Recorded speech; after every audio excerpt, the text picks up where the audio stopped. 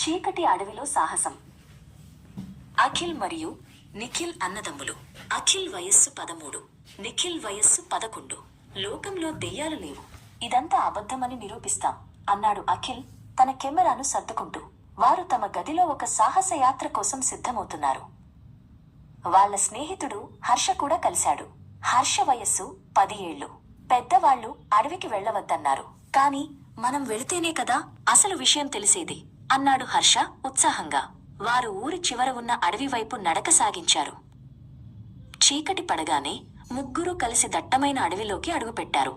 Nikhil camera పట్టుకుని recording మొదలుపెట్టాడు. Harsha torch light వేస్తూ దారి చూపిస్తున్నాడు. చుట్టూ రకరకాల కీటకాల శబ్దాలు వినిపిస్తున్నాయి. అడవి చాలా నిశ్శబ్దంగా ఉంది. ఆ నిశ్శబ్దాన్ని పోగొట్టడానికి అఖిల్ ఒక దెయ్యం కథ చెప్పడం మొదలుపెట్టాడు. ఒకప్పుడు ఇక్కడ తెల్ల చీర కట్టుకున్న స్త్రీ రాత్రిపూట తిరిగేదట అని వాయిస్ తగ్గించి రహస్యంగా చెప్పాడు.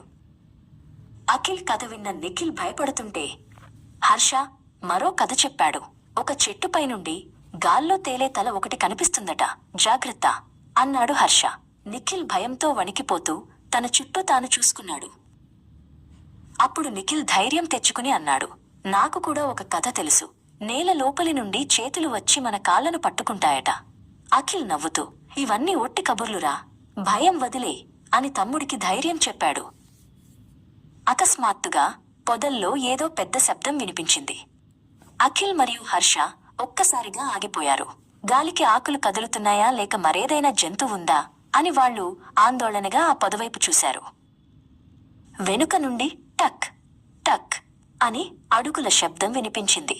అది తమ వెనుకే ఉన్నట్లు వారికి అనిపించింది.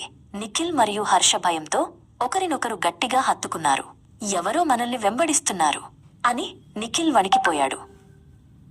అఖిల్ ధైర్యం చేసి తన టార్చ్ లైట్ను వెనుకకు తిప్పివేశాడు. అక్కడ ఏ భయంకరమైన రాక్షసుడు లేడు. కేవలం ఒక చిన్న కుక్కపిల్ల తోక ఊపుతూ నిలబడి ఉంది. అఖిల్ ఆ చిన్న ప్రాణిని చూసి పెద్దగా నవ్వాడు. ఇదా మనల్ని ఇంతలా భయపెట్టింది అంటూ హర్ష ఆ కుక్కపిల్లని ముద్దుగా ఎత్తుకున్నాడు. ముగ్గురూ తమ భయాన్ని మర్చిపోయి హాయిగా నవ్వుకున్నారు. ఆ కుక్కపిల్లతో కలిసి వారు సురక్షితంగా ఇంటికి తిరుగు ప్రయాణమయ్యారు.